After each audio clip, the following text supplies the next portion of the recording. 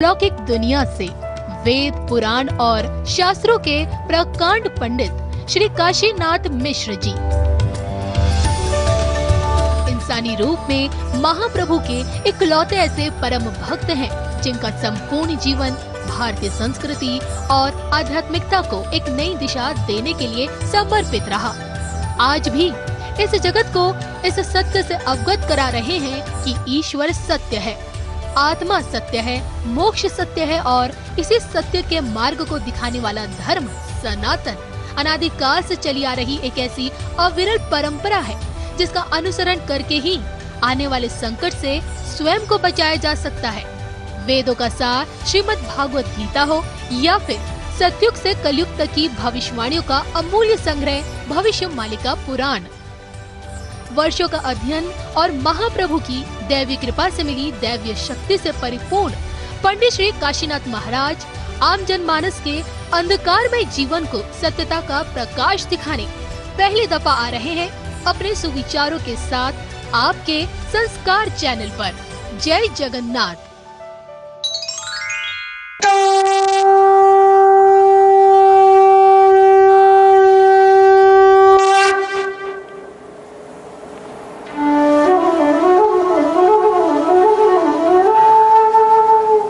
वेद वेदांत विद्याय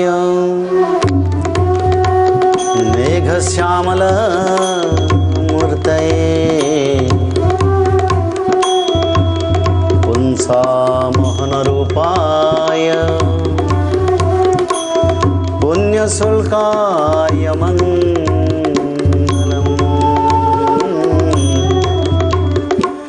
पुण्यशुल्काय मंगलम्। बोले श्री वृंदावन बिहारी लाल की जय। जय माँ राधा रानी की जय। जय श्री जगन्नाथ स्वामी की जय। अति पावन पुण्य पवित्र धारा है। मैंने पहले से बताया श्रीमद् भागवत जी का सृष्टि आदि युग में आदि ब्रह्म सनातन की यानी आदि ब्रह्म सनातन भगवान महाविष्णु से सृष्टि हुए थे। श्री भगवान भगवतानां मुखस्कलितं मक्षरं त्रिअक्षरं महाबीजं अनंतं तं नियोजयत् चतुर्शुल्क श्री भगवान भगवतानां मुखस्कलित मक्षरं त्रिअक्षरं महाबीजं अनंतं तं नियोजयत् चतुर्विंशति ब्रह्माणं चतुर्शुल्के च नारायण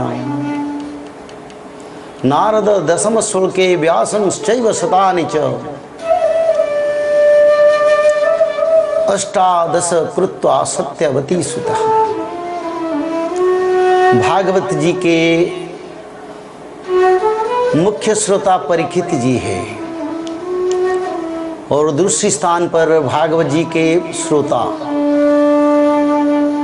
शौनक और नैमिषा अरण्य के सभी मुनि ऋषियों ने। एक जगह पर नारद महामुनि ने बताए और नारद महामुनि जैसे बताए व्यास देव ने बताए, सुखदेव ने परीक्षित को बताए।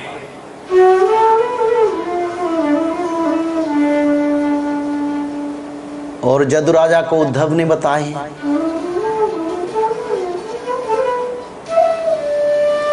ऐसे भागवत तत्व का आदि अनंत युग से ये भागवत कथा चल रहा है। पर कलियुग का अंत का समय श्रीमद् भागवत जी का आगमन, जब तक भगवान कृष्ण धरती पर थे तब कलियुग का आगमन समय हो गया था। पर कलियुग का प्रभाव विस्तार नहीं कर पाता, क्योंकि जब तक भगवान का पद चिन्ह धरती पर था तब तो कली का प्रभाव धरती पर कोई प्रभाव नहीं था और सभी आनंद में समय गुजार रहे थे। ना किसी की दुख था, ना किसी की परेशानी था। खेती बाड़ी हरियाली होके निरंतर था और मानव लोग आनंद से समय गुजार रहे थे। पर भगवान कृष्ण को देवता लोगों ने आके बताया, प्रभु आपका समय हो गया जाने के लिए। अनंत ब्रह्मांड का सृष्टा है। तो प्रभु ने धरती को छोड़ने के लिए स्थिर करे, मन निश्चित किए और भगवान कृष्ण देहांत होने के समय के बारे में शास्त्र में जो वर्णन है, आगे इसके बारे में विचार रखेंगे। आरभ्यो भवत जन्म जावत नंदाभिषेचनम एतत् वर्ष सहस्रांशु शतं पंचोदशोत्तरम यदा देवर्षयो सप्तमाघेषु विचरन्ति तदा प्रभुतस्तु कली द्वादशाब्द शतात्मक। जब भगवान कृष्ण धरती पर थे और जिस दिन भगवान कृष्ण देह त्याग करें, उसी समय कई दिनों से पहले सप्त ऋषि मघा नक्षत्र पर विचरण कर रहे थे। ये श्रीमद् भागवत जी में वर्णन है। सप्त ऋषि जिस समय मघा नक्षत्र पर विचरण कर रहे थे, उसी समय भगवान कृष्ण महाप्रभु के स्वधाम को गमन हुआ।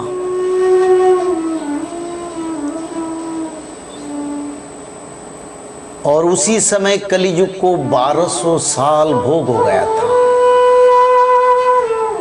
यानी कलियुग आया पर प्रभाव नहीं था, पर 1200 साल कलियुग को भोगा गया था। ये शास्त्रों में लिखा है। तो भगवान देहांत करने के बाद, भगवान की देहांत होने के बाद भगवान की सत्कार अर्जुन के माध्यम से किया गया। ब्रह्मदेश भगवान की ब्रह्म अग्नि में दहन नहीं हो पाया। उसको अर्जुन ने समुद्र में तैरा दिया और समुद्र में वो भगवान जगन्नाथ का दारू बनके फिर नीलाचल क्षेत्र आके प्रभु जगन्नाथ रूप से विद्यमान हो गए। क्योंकि कलियुग में जगन्नाथ रूप है, पर त्रेता द्वापर और सत्ययुग में क्या रूप में भगवान थे? क्या जगन्नाथ जी यही दारू ब्रह्म रूप में थे? नहीं, उस समय जगन्नाथ जी सच्चिदानंद रूप में थे। यानी सच्चिदानंद सतचित, सत यानी ब्रह्म, चित यानी चित जगत जो ब्रह्मांड का निर्माण किया। जैसे मानव शरीर है, चित जगत में प्रभु थे। अभी तो प्रभु दारू ब्रह्म है, क्योंकि घोर कली के प्रभाव से प्रभु दारू ब्रह्म बन गए। सब देखते हैं, सब सुनते हैं। भला कितना पाप करके उनके पास जाते हैं, बोले प्रभु हमको मुक्ति दे दो, तुम हमारा है हम तुम्हारा। वो तो सही है, आत्मा का तो परम पिता प्रभु है। मातृ गर्भ में परम पिता बन के प्रभु बीज स्थापन करते हैं, इसलिए पहले पिता तो प्रभु है। और ब्रह्म से हमारा अंश का सृष्टि हुआ, जिसको चेतन कहते हैं। जब तक इस शरीर में चेतन है तब मानव जागृत है। जब चेतन चल जाएगा तो मानव जड़ बन जाएगा। तो जगन्नाथ जी जड़ नहीं, वो चेतन है, सब देखते हैं, सब सुनते हैं। भगवान कृष्ण का देहांत होने के बाद कृष्ण के सारे लीला के साथ हर रोज जगन्नाथ मंदिर में सुबह ब्राह्मी मुहूर्त में भगवान कृष्ण जैसे बाल्य भोग खा रहे थे, लड्डू खा रहे थे, पेड़ा खा रहे थे और कई मिष्ठान खा रहे थे, ऐसे जगन्नाथ जी का रोज गोपाल वल्लभ भोग होता है, यानी गोपाल बाल गोविंद कृष्ण का। गोविंद बोलो हरि गोपाल बोलो, गोविंद बोलो हरि गोपाल बोलो, गोविंद बोलो हरि गोपाल बोलो, गोविंद बोलो हरि गोपाल बोलो, गोविंद बोलो हरि गोपाल बोलो, गोविंद बोलो हरि गोपाल बोलो, गोविंद बोलो हरि गोपाल बोलो, गोविंद बोलो हरि गोपाल बोलो, गोविंद बोलो हरि गोपाल बोलो। गोविंद बोलो हरि गोपाल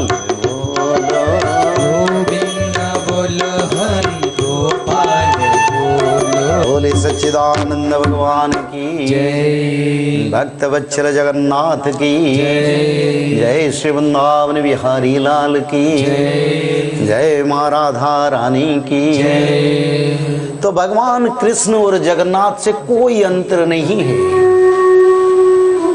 एक ही रूप, अवतार, नाम अनेक है और कृष्ण और जगन्नाथ एक ही है।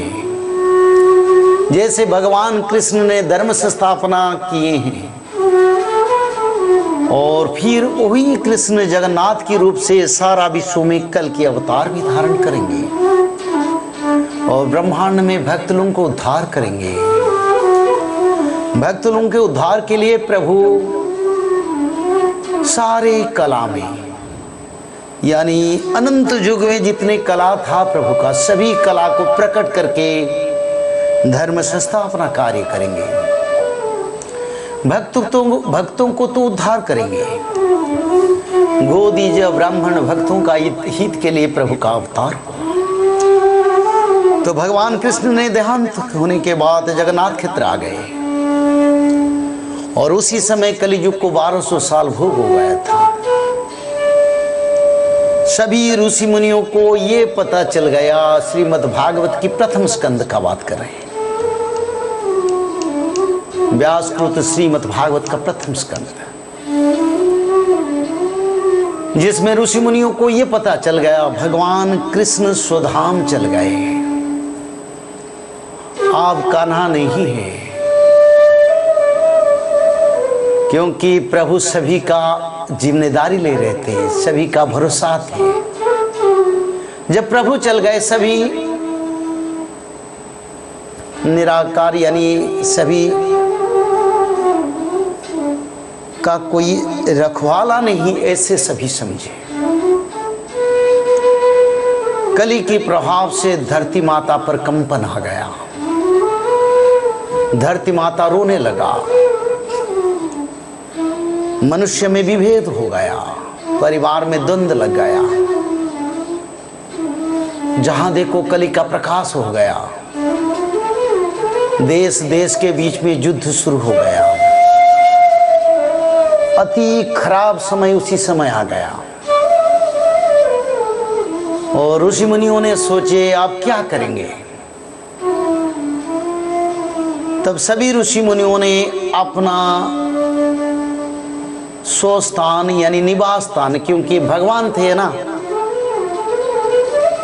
तो सभी अपनी स्थान पर बैठ के जप तप कर्म कर रहे थे आनंद में। किसी को कोई सोच नहीं था कोई असुर हो, सभी असुरों को भगवान कृष्ण ने संहार कर लिया था। अति आनंद और स्वच्छंद में ऋषिमुनियों ने विचरण कर रहे थे, यज्ञ दान तप कर्म सोच आनंद में कर रहे थे, सब आश्रम आनंद में चल रहा था, सभी आश्रम में भगवान का नाम भजन भी चल रहा था। महालक्ष्मी सर्वत्र विराजमान थे, सभी आनंद में समय गुजार रहे थे। बट पाते ही ये भगवान कृष्ण का देहांत के बाद सब उल्टा पुल्टा हो गया और कलियुग की प्रभाव आ गया। तो मुनि ऋषियों ने ध्यान में इसको देखने के बाद सभी मुनि ऋषियों ने अपना निवास स्थल छोड़ दिए और देवताओं का निवास स्थल नैमिषारण्य की ओर चलने लगे। बोले अब समय नहीं है, विश्व में जितने ऋषि मुनि सभी आ गए और आके विचार रखे क्या करेंगे। अभी तो समय बदल गया क्योंकि हमारा प्रभु नहीं है, तो क्या करेंगे। तो इसके लिए सभी मुनि ऋषियों ने देवता लोगों को और ऋषि मुनियों का निवास स्थल, ऋषि मुनियों में मुख्य भगवान वेद व्यास के शिष्य सूत मुनि, और सूत मुनि वेद प्रज्ञ थे, सारे वेद तत्व उनको जानकारी था, सारे शास्त्र का अमूल्य तत्व उनको मालूम था, सभी जानकारी था। भगवान वेद व्यास का वो शिष्य थे। सब जैसे सुखदेव जी ने सुने ऐसे सूत मुनि भी ऐसे पवित्र तत्व से भरा थे,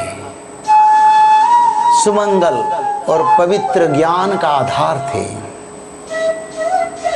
तो सभी ऋषि मुनियों ने सूत मुनि को पूछे, बोले घोर कली का प्रभाव आ गया, पर विचार ही करना है अगर कलियुग का अभी क्या अवस्था है। सारे ज्ञानी गुणी भारत की बड़े बड़े परंपरा से निवेदन है, ये तत्व को हमको विचार करना जरूरी है। अगर उसी समय घोर कली का प्रभाव था तो इस समय कैसा समय चल रहा है। और समय बहुत बिगड़ा हुआ था जिस समय भागवत जी भी धरती पर नहीं आए थे, यानी भागवत कथा का प्रचलन नहीं हुआ था। हाँ, सुखदेव ने परीक्षित को भागवत सुनाया था, 7 दिन भागवत कथा, वो द्वापर युग के अंत में हो गया था, पर धरती पर भागवत कथा का प्रचलन नहीं हुआ था क्योंकि शास्त्रों में इसका वर्णन है। तो सभी ऋषि मुनियों ने सूत मुनि को पूछे क्या करेंगे, कलियुग आगमन हो गया, कलियुग का प्रभाव घोर पड़ गया। तब सूत मुनि ने बताए सभी मानव जीव जगत देवता सभी का कल्याण के लिए हमको यज्ञ अनुष्ठान करना पड़ेगा। ये जो बात मैं रख रहा हूं ये द्वापर युग की अंत भगवान कृष्ण के देहांत और सुख परीक्षित का संवाद के बाद घोर कली का प्रवेश के समय यानी 1200 साल जिस समय कलियुग को भोग हो गया था उसी समय का विचारधारा में हम आ रहे हैं। और सभी मुनि ऋषियों ने सूत मुनि से पूछे और बोले भगवान ऐसे निस्तारण कैसे हो गए, मानव कैसे बचेंगे।